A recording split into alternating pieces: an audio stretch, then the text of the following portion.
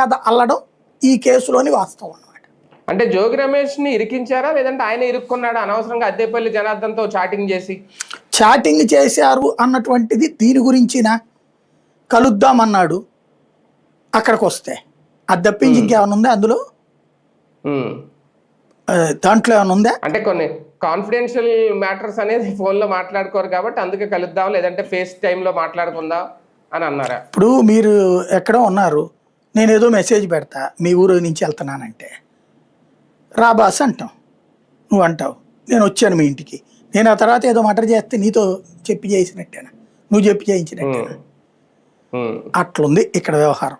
అది కూడా ఏంటి, అంతకుముందు ఎప్పుడో చాటింగ్ అది దాంట్లో. పోనీ ఈ ఇష్యూ తర్వాతది కూడా కాదు, లేదు ఒకవేళ ఈ ఇష్యూ తర్వాతది అయినా నేను వస్తున్నానంటే రమ్మనమంటాం ఏదో జరుగుండాలి. అంతమించి అతని పాత్ర అనేటటువంటి దాన్ని ఎక్కడా ఫిక్స్ చేయలేదు, అల్లారంతే కదా, అంతమించి ఏం లేదు.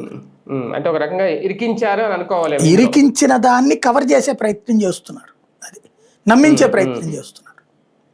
సార్ ఇప్పుడు ఏం జరగబోతోంది అంటే జోగి రమేష్ కి ఒకవేళ నిజంగా ఈ సిట్ ఇచ్చిన నివేదిక ఏదైతే ఉందో, ఛార్జ్ షీట్ ఏదైతే ఉందో, దీని ఆధారంగా చూసుకుంటే శిక్ష పడుతుందా? నాకు తెలుసు, నాకున్న అవగాహన మేరకైతే ఈ కేసు మ్యాజిస్ట్రేట్ కోర్టులో కొట్టుకుపోతుంది. అవునా? జోగికి నిర్దోషిగా నిరూపితం అవుతుంది.